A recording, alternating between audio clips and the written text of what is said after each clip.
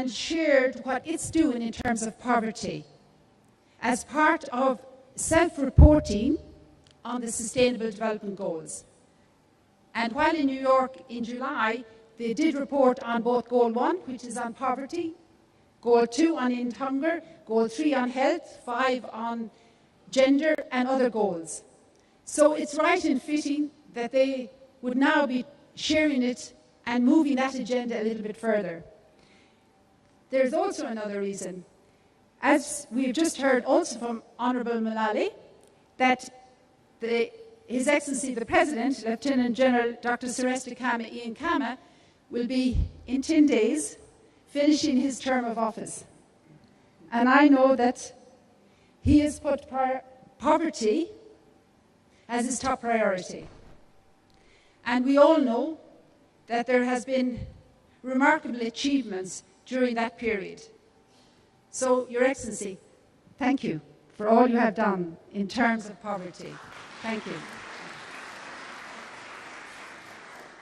So, as we move forward, Botswana has been very busy in the last 3 to 4 months developing a strategy for poverty for the next 5 years. And it is one of the national programs that has specific SDG targets and indicators. And I know that this conference will provide opportunities to strengthen that strategy. And as His Honour takes over the baton, he will then be taking on the approval of this strategy which has been drafted. So the work that has been done will be built on.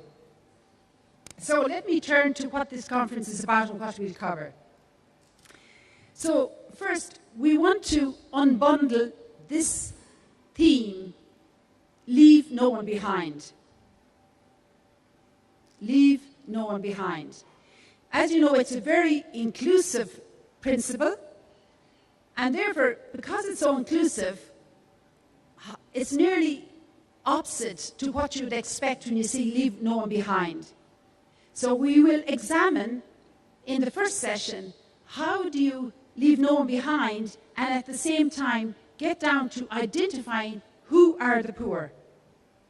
Who are the poor? And in order to identify who are the poor, we need data. And you know that many countries have many challenges around data. So how do we make sure that the data helps us and facilitates us to know who are the poor? Then the second session will go into, once we have identified who are the poor, how do we target them? What approaches are we using? What methods are we using? Is the method in a least developed country the same as in an upper middle income country?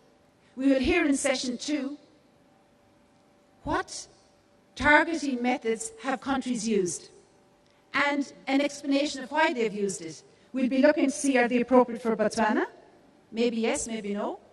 But it'll be interesting to hear that conversation. We have experts from around the world who are going to talk to this theme, i.e., who are the poor and why are they targeted, how are they targeted, what are the methodologies that's used. And as we begin to adopt leave no one behind, are those target methods and approaches still relevant? We'll ask those questions. So the conference is about questioning each other. That's for today. They're the 2 sessions for today.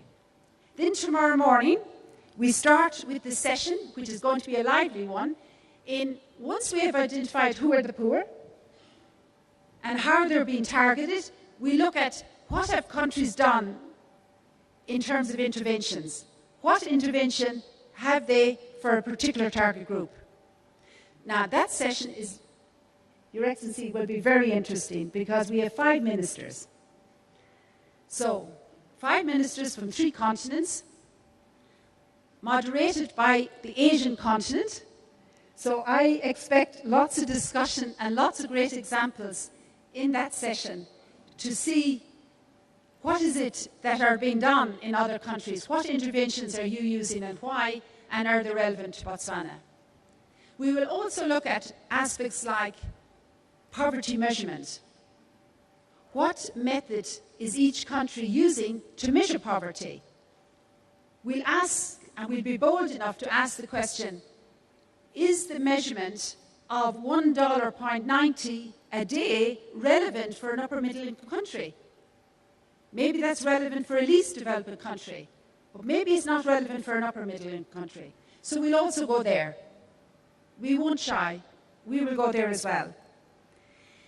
In the third session, when the ministers are speaking, I am hoping that you will tell us what's working and what's not working. Because to us, knowing what's not working is as important as what is. So as policymakers, as politicians, we want to hear the good and the bad. So we really look forward to that session tomorrow morning. Then that's followed by the fourth session, which is around the challenges about changing programs to do with poverty. Let's consider, in most countries, we implement a program on poverty. It's extremely hard to change that because we have different political thinking, different political parties, different viewpoints. And moving from what we're doing to a new thinking in terms of leaving no one behind, are we bold enough? So that session will answer that question. Session 4, the last session, in terms of how do we bring about that change. In that session, we're also going to have the private sector and how they help to bring about change, how CSOs bring about change, and we're also going to talk to gender. So what is it, if we look at gender, that helps to leave nobody behind? And then we will conclude by a number of recommendations. So the recommendations in the last session, and then the closing session, we will bring to you the key recommendations. And we will have an outcome document, but immediately tomorrow, it'll be just recommendations. So I'd like to conclude with a special invitation to the speakers. Let's be provocative. Let's be lively. Let's keep us all on holding our breaths, either in agreement or not in agreement, so that we can all together see how best to leave no one behind. So with that, on behalf of UNDP, I warmly welcome you. Thank you, and Pula.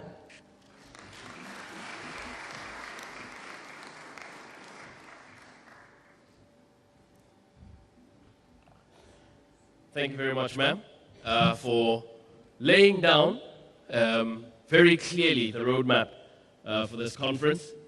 I think all the creative juices are already running because everybody knows now what exactly is expected as we deliberate, as we discuss, and indeed, hopefully, fierily debate the leave no one behind theme.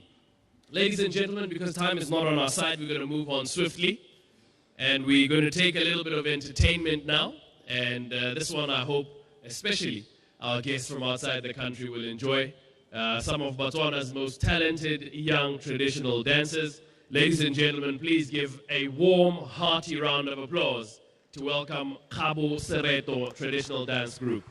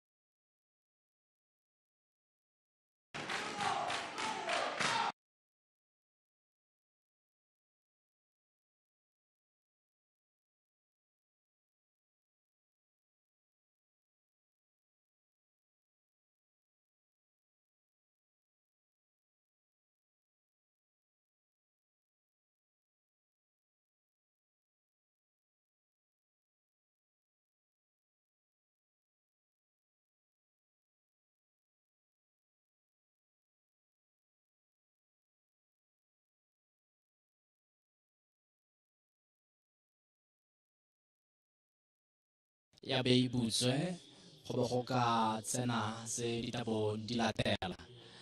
Mo sebakeng se se khutshwanyane re tla ba mogala ha podium tautona wa rona wa lefatshe la Botswana yo batho ba emang jaanong go mo amogela. Ra amogela jaanong His Excellency the President. Thank you very much. Please be seated.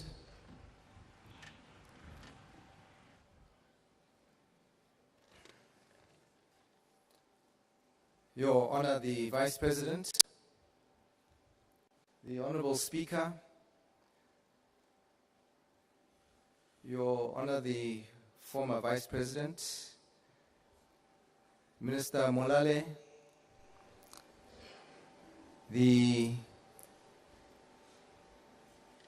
Your Excellency, the UNDP representative, Mr. Stephen Devereux,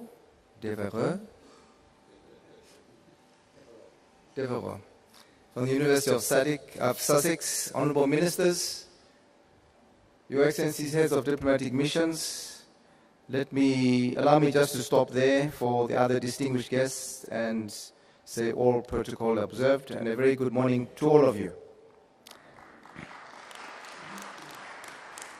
I'm delighted to be able to join you here this morning for the official opening of this International Conference on Poverty Eradication. To those of you who are visiting Botswana for the first time, like Minister Molale invited you to do, I hope that whilst you're here, you will enjoy the generous hospitality extended to you by the citizens of this country during your stay here. The participation of many countries and international organizations at this conference that is jointly hosted by the government of Botswana and the United Nations Development Programme is an indication of the importance that you attach to the topics that you will be deliberating upon pertaining to the effective policies and programs for eradicating poverty.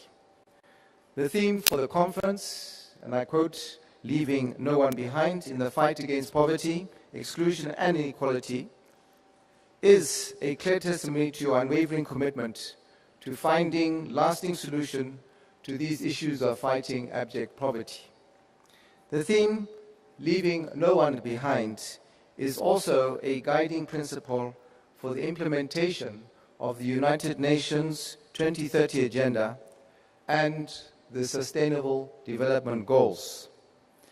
As you're all undoubtedly aware, the first of the 17 commitments of the SDGs is to eradicate poverty based on the International Poverty Datum Line. It is therefore gratifying that the international community, through this framework of Sustainable Development Goals, has placed poverty eradication at the center of the Sustainable Development Agenda, a noble cause that will undoubtedly contribute immensely to humanity.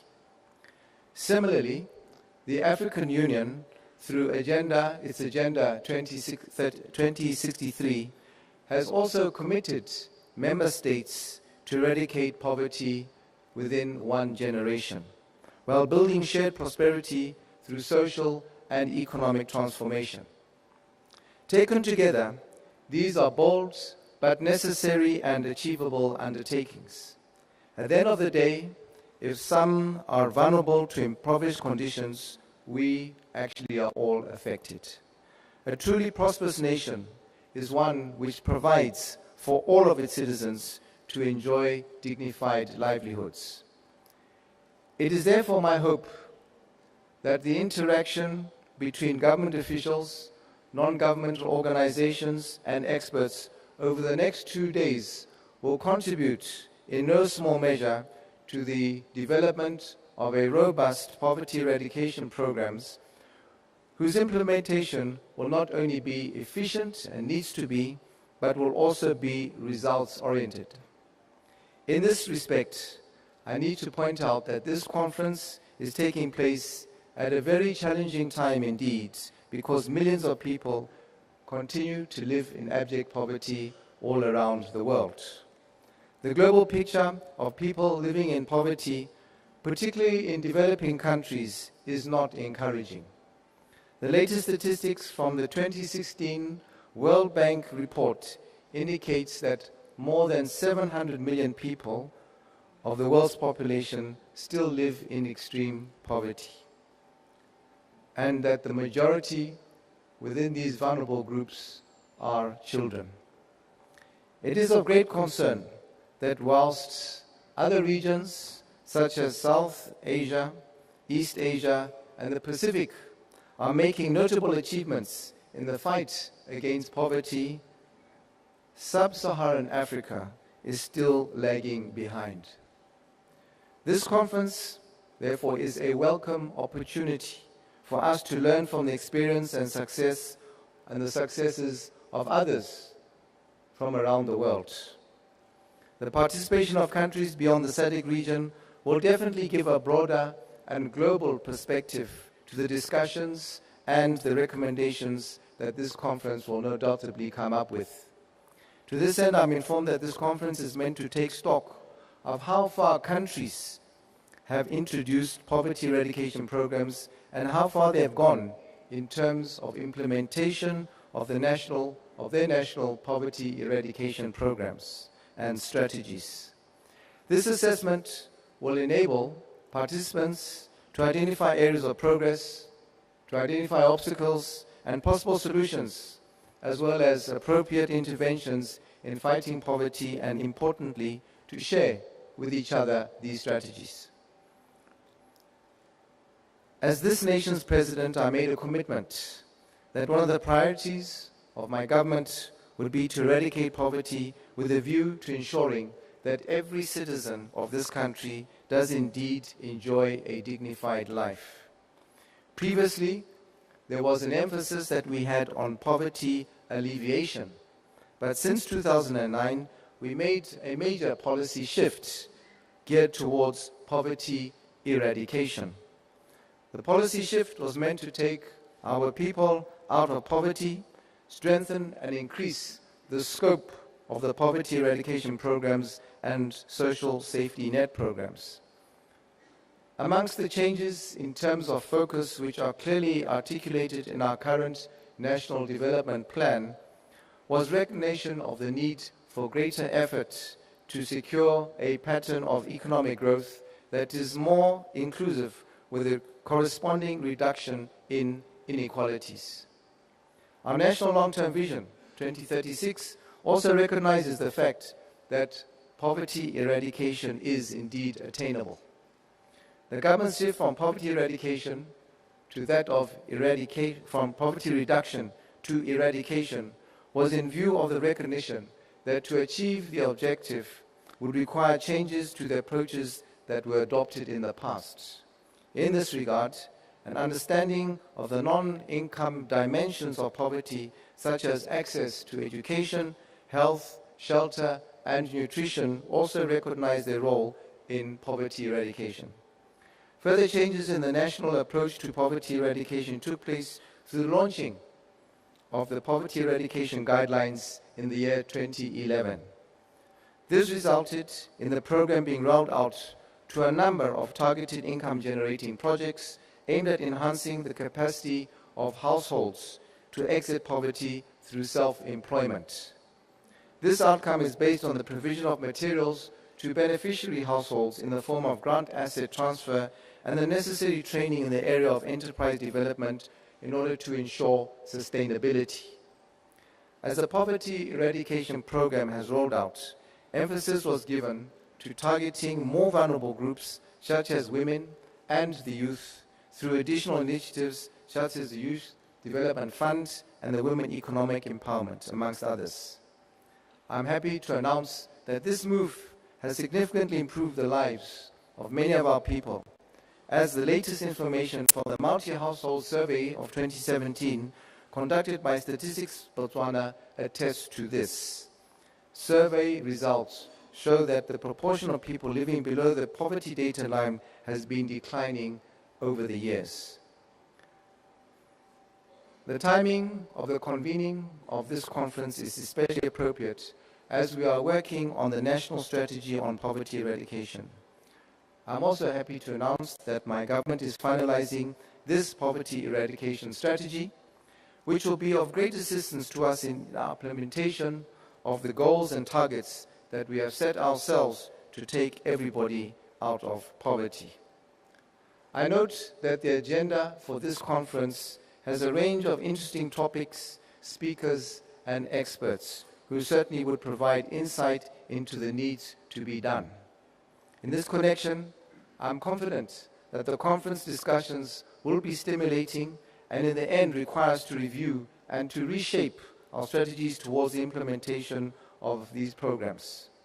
I wish to conclude my remarks by once again welcoming with gratitude the convening of this important conference in Botswana and express my fervent hope that it will benefit all our countries and our development partners.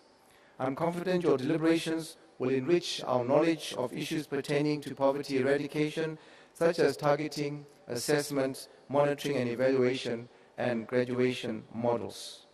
I do urge you to explore the ideas that will concretize efficient systems that can be of great value to all of us. I wish you fruitful deliberations and success in implementing the outcomes and recommendations of this conference, which I now have the singular honor to declare officially open, and I thank you for your attention.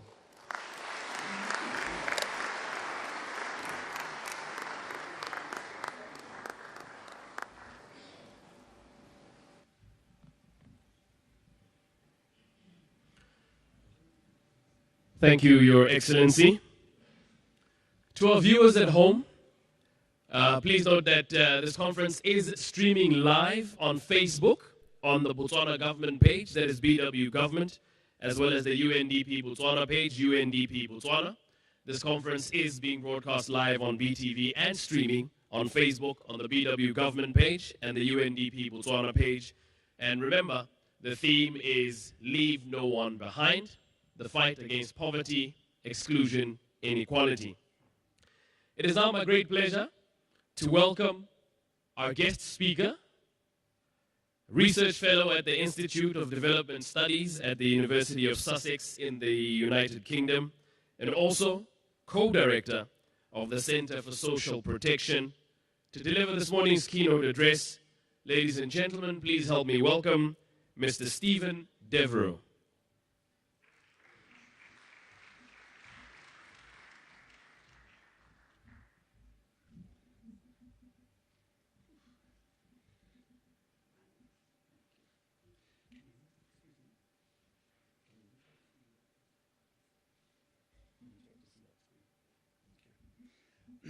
Dumela. Your Excellency, honored and distinguished guests, I hope I can get away with saying all protocols observed. I'm an academic, I don't know all the protocols. But it's a great honor to be here. I've been to Botswana about 4 or 5 times. I've worked with UNICEF, with BIDPA, and with the government, but I haven't been there since 2012, so it's a wonderful opportunity to be back, and I'm very honored indeed to be invited to make the keynote address. And very honored indeed by the presence of Your Excellency. The theme of this conference, as has been said, is Leave No One Behind, the fight against poverty, exclusion, and inequality. What I would like to do in the next 20 minutes is touch on the main themes as outlined in the conference program, which include measurement of poverty, targeting, and also policies and programs for addressing poverty. So I'm going to start with poverty measurement. How do we measure poverty? Income, hunger or food insecurity, deprivation. We have talked a lot already about income poverty. Countries get ranked by the World Bank in the World Development Report by their GDP per capita, and poor countries are below a certain income, middle-income countries, higher-income countries have certain income thresholds. Poor people are measured by $1 a day, $2 a day, and so on. But does that tell us enough about poverty? Our colleagues at UNDP led the initiative back in the 1980s to develop a human development index, which would give us a more robust indicator of outcomes of poverty, life expectancy, child mortality, and so on. So what's wrong with income poverty? The main problem with income poverty is that money is just a means to an end. It buys things. but it doesn't actually measure well-being. Well-being is an outcome. Money is a means to buy that outcome. But maybe better indicators of progress against poverty would be to assess outcomes like poverty, like hunger or deprivation. So this graph on the right-hand side shows global poverty and hunger progress from 1990 to 2015. And what we can see is that globally, poverty fell faster than hunger in this period. If you look at the green line, you can see the slope is steeper than the red and the orange lines. That's because poverty was actually falling faster, and poverty MDG was achieved. We did manage to halve poverty by 2010, actually, ahead of target, as you can see by those green circles. Hunger was not actually achieved. The hunger MDG was almost achieved, but not quite. So clearly, this tells us something. This tells us that raising incomes and reducing poverty are necessary, but not sufficient to eradicate hunger. And surely hunger is a more important outcome than the amount of money that people have. In Africa, we've seen less satisfactory progress against hunger and food insecurity. In fact, Africa is the only global region where the number of hungry people is rising, not falling. So while poverty has been falling, actually the number of hungry people has risen from 182 million to 233 million between 1990 and 2015. At the same time, the number of stunted children has also been rising, not by so much, 47 million to 58 million, but still it's going in the wrong direction. So somewhere, the success that we are seeing in poverty reduction in many, many countries, including Botswana, is not translating everywhere into reductions in hunger and food insecurity. Something is missing. Well, I think we can learn a lot of lessons from Brazil. I'm sure many of you are familiar with the success of Brazil, and until recently this has been a very powerful story and hopefully will remain a powerful story. Under President Lula, there was a strong focus on eradicating hunger, the Zero Hunger program. But actually, Brazil had successfully been reducing child malnutrition for long before that. So child stunting in Brazil actually fell from 37% in 1975 down to 7% in 2005, which is a fantastic achievement. And how did they do this? Well, actually, it was a coordinated set of interventions. It wasn't just poverty reduction. Incomes are important, and the incomes of the poor did rise in this period due to economic growth, minimum wage policies, and cash transfer programs like the famous Bolsa Familia. But it wasn't just the rising incomes. It was also that mothers' education improved over this period. And we know that the best antidote to child malnutrition is an educated mother. So maternal access to education rose, and the quality of education also rose. You can't just increase access to education, you must make sure that the quality is also high enough. We also saw over this period improved mother and child health due to the free health care that was introduced and a family health strategy that targeted young children and mothers. And finally, we also saw improved sanitation services. More and more households were connected to the public sewage system, which is actually very important. It might seem like a minor thing, but you can be a very well-nourished child, but if you get diarrhea, all the nutrition goes straight out. So it's very important that the child is not just well-fed and living in a non-poor household, but also that you have access to safe sewage and sanitation. So this combination of interventions tells us a very important lesson, and I'd say this is one of the keynotes that we should keep on emphasizing here, which is that there is no magic bullet. It requires coordination, intersectoral coordination, and across different parts of the economy, and the social and economic sectors have to work together to produce a positive outcome like this. Another way of looking at poverty is in terms of deprivation. People lack certain things, not just money, but they also lack nutrition, health, education, water and sanitation, housing. So some of those things that we saw in Brazil would fall under that deprivation of basic needs category. And UNICEF have been working on applying this to child poverty. So they say it isn't just a matter of how much money the household has, it's also about whether the child is adequately nourished, has good health and education access, has access to good housing and so on. And they also add subjective poverty because another dimension of happiness or well-being is whether you are, as a child, protected. You're not being bullied or beaten or abused. So we also have to look at that subjective dimension of well-being. And so UNICEF have come up with this multiple overlapping deprivation analysis, which combines monetary poverty with deprivation and subjective poverty. And as you can see, there is an overlap, but they're not entirely the same. So we need to tackle not just income, but also those other sources of basic needs that people have, as well as child protection services and other psychosocial support and so on, in order to achieve positive well-being for everybody, not just income poverty reduction. I'm touching very quickly on these main themes, so I'm going to move on to the second one, which is, I've got three, the second one being targeting mechanisms. And I'm going to look at 5 of the most popular and most commonly used targeting mechanisms and just exercise some caution about how we apply these. Why do we have targeting at all? Well, one of the main reasons is because of leave no one behind. So if you think about leaving no one behind, you want to reach all the poor, you want to eradicate poverty, not just alleviate poverty, you have to reach all the poor. The only way you can actually do that is by having a universal program. For example, universal free education is a way of reaching everybody, every child. Or a universal pension for all people over 60 is a way of reaching all older persons with income security in old age. But actually, many countries can't afford or don't have the capacity to implement universal programs. And so we have targeted programs that are intended to reach the poor and transfer more resources to them than you could do if you spread the resources over the entire population. So what you find is programs all over the world. We have programs which are trying to target poor people. So you get people who are receiving benefits, and you get poor people. And again, there should be an overlap. There will be an overlap in 99% of cases. But it's not always 100% overlap.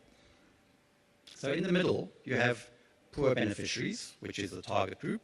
But you also have some people in that category C who are not getting benefits. They're excluded. They don't get reached by the program. On the other hand, you have some people who are included who possibly don't need to be included, who might be non-poor. So what you get when you do targeting is you actually create 3 groups of people.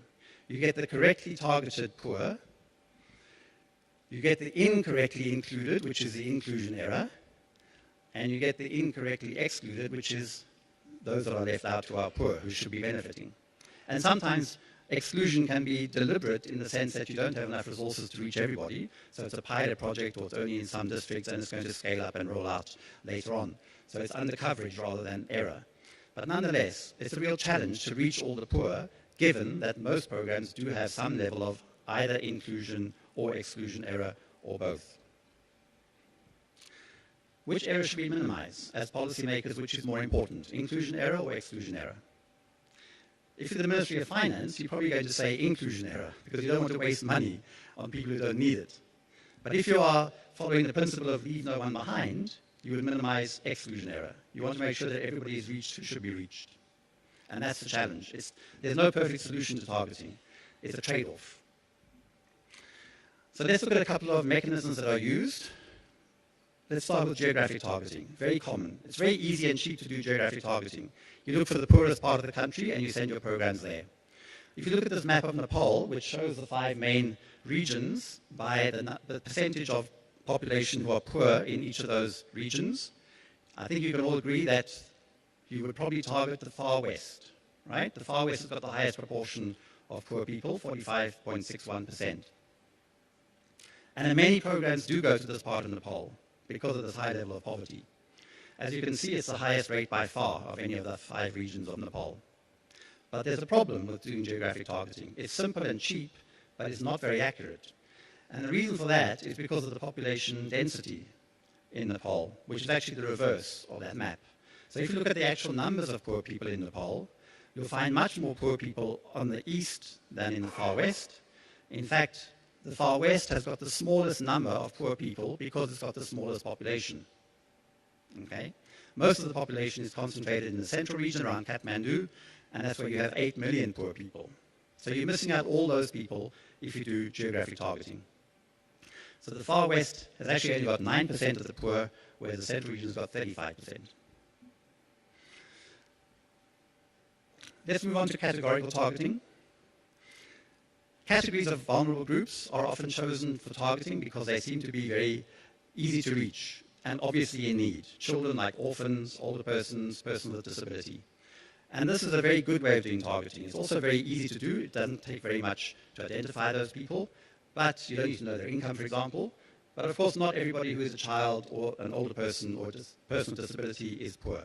So you have that challenge again of inclusion and exclusion error. And what about the working age adults who are unable to find a job? What about the unemployed? They tend to be left out of these vulnerable groups targeting.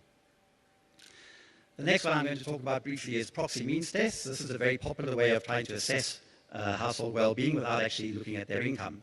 You look, for example, at their housing conditions. Do they have access to electricity, running water, indoor toilets, and so on? So you use the poverty scorecard to do this assessment. And one thing that's very commonly used is the quality of housing. So if you look at these 4 houses, I think you can probably agree very quickly which house should not be a beneficiary of an anti-poverty program. It would be the one on the bottom left, right? That house probably doesn't need a social grant or a cash transfer. The next one that you might eliminate from your list would possibly be the top right, which is a low-income, low-cost house. But actually, that's not 100% sure either, because sometimes you find an older, like a widow, for example, living alone in that house. Her husband has died, that bought this house a long time ago, and she has nothing left. So you can't just use a single indicator. You've got to use multiple indicators to do this kind of analysis, to do this kind of targeting. And you can see this very clearly if you try to compare urban poverty with rural poverty. So the man on the top left is living in an informal shack. It's not a very nice quality house, but he's got decent-looking clothes, he's got a house. Maybe he's not as badly off as the people on the bottom right. Those kids might be very poor, but they might also be the chief's sons and daughters. They have shoes. This might just be their traditional housing.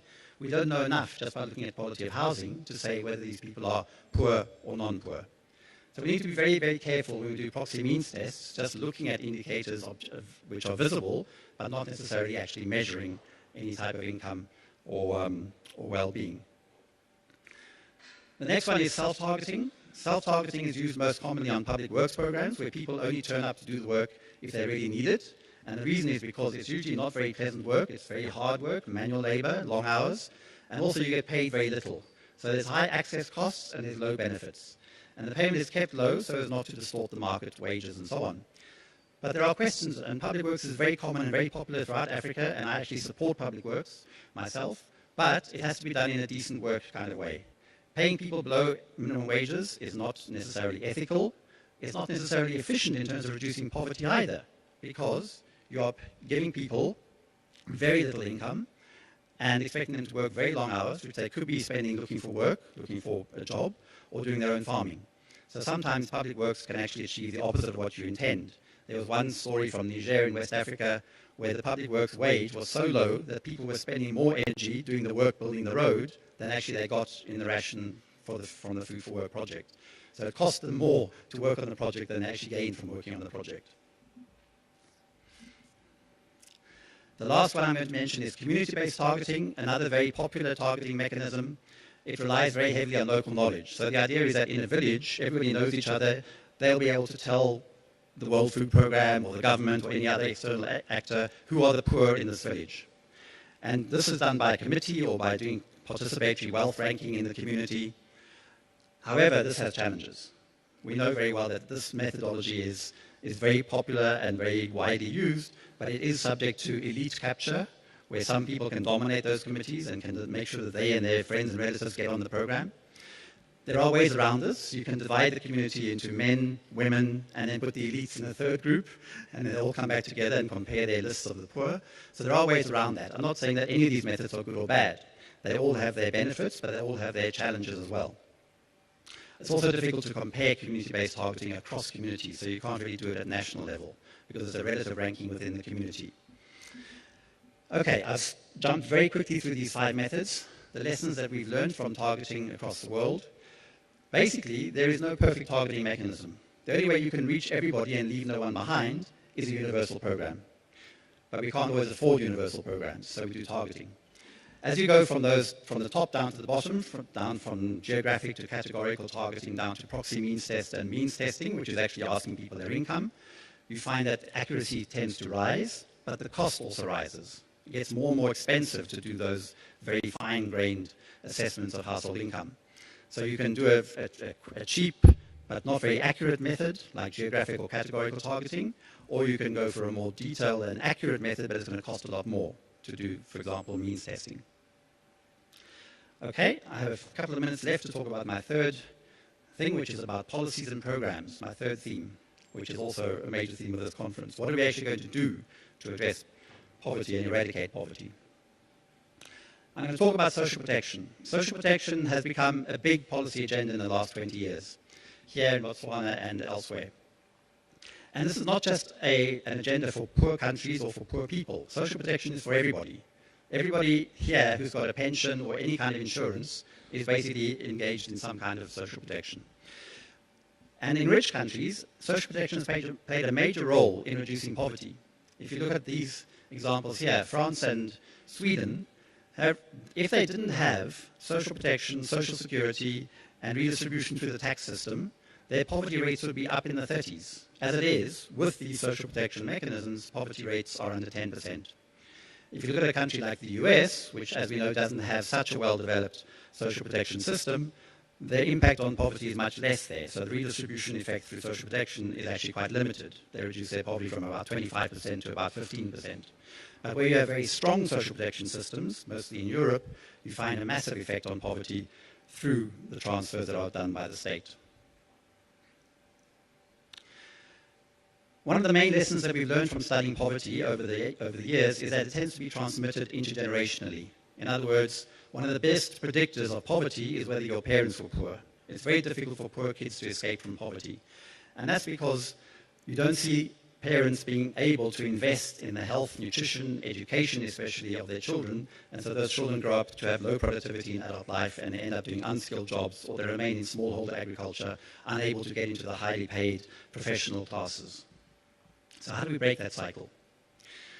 Well, I'm going to talk now, finally, my last theme is about graduation models. Graduation models are an idea. I think we're going to talk about them later in the conference, so I apologize to anybody else who's going to be talking about this. I'll just talk about it for 3 minutes. The idea about graduation models is that people who are trapped in poverty can't escape. They're in a trap, which means that if they move slightly up the ladder to get out of poverty, they get knocked back. They have a health shock or a drought or a flood hits them, and they lose their animals, they lose their crops, they lose their income, their savings. So how can we get them out of poverty? How can we get them on a pathway out of poverty? Graduation model says we need to give people more than just cash transfers. They need other types of support as well. And if you can give them that package of support, they will be able to get above that line, which is not just a poverty line, it's actually an asset threshold. It's the minimum bundle of assets that you need to make a viable living. Then you can start to accumulate assets, and you'll have a resilience against shocks. So sustainable graduation is about getting people out of poverty and keeping them out of poverty, not just getting them above a poverty line, but making sure they can stay above that line when a shock hits in the future, so that they are resilient as well. And this is how it works in practice. The first thing is that this is the BRAC program in Bangladesh. They started with the Targeting the Ultra-Poor program. They target the very poorest, the ultra-poor, people living so far below the poverty line that they cannot even get access to microfinance. And then they give them a package of support over a period of about 2 years, which includes consumption support in the form of cash transfers and food, training, an asset, a productive asset to make a living, and access to savings. And that package is actually a combination of social protection and livelihood promotion. So they're getting both cash transfers, access to savings, financial inclusion, which is social protection, and productive assets and livelihood training to get them out of poverty. So it's a combination of livelihood protection and livelihood promotion. So they start by doing community-based targeting. As I said, this can be challenging, but they do it in a very good way, I think. I've observed it. They involve the communities in selecting the poorest people in the village. They then give people assets, and the assets can be quite sizable. In this case, a cow, quite a sizable cow, and a goat. So this is not a cheap program. This is important to realize. It's quite expensive to do this. It costs several $100s. But the benefits are that people should be able to get out of poverty and stay out, so they won't need cash transfers for the rest of their lives. So in the long run, it might be actually cost effective. They get cash transfers and they get food as well. They're encouraged to save. In fact, they're actually forced to save. It's part of the culture of savings that's encouraged. So they give, for example, 200 taka and they give 20 taka back. So it goes to a savings fund. And the savings is very important against contingencies, against some shocks that might happen, and also to provide the working capital for their businesses. And then they get training. And the training is delivered by weekly visits, by case managers from BRAC, and they talk to the household for up to an hour. And they help them with all kinds of things, not just their business, but also their financial literacy, business planning, but also household level issues that are affecting them and holding them back from achieving poverty, from getting out of poverty. I actually went there last year, and this is a picture that I took of a woman who had benefited from getting chickens, and she was trained in how to run a poultry business. She was given these chickens. She didn't know how to manage them. I wouldn't know how to manage chickens either, but apparently you need to be very careful how you manage them with temperature and feeding and water and so on, and she had done a good job of creating a viable business. But the other thing which is also very important in graduation programs, which is sometimes called the X factor, is behavior change communication.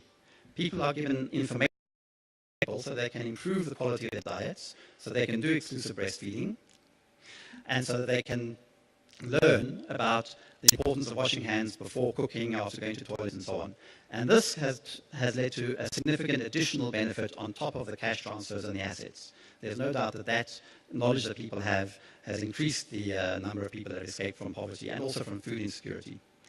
So the evaluations are very positive. You can see that the graduation model has led to increase in livelihood assets. This is the pink line shows the participants in the program. Of course, they were given those assets, so maybe that's a program effect. But if you look at household income, you can also see that income has increased faster than for non-participating households. The grey line are the control group. They've also done better because Bangladesh has been improving economically. But the graduation households have done much better in terms of overtaking those control group households in terms of income. And that's been sustained even 2 years after the program ended. So the first period is during the program. The last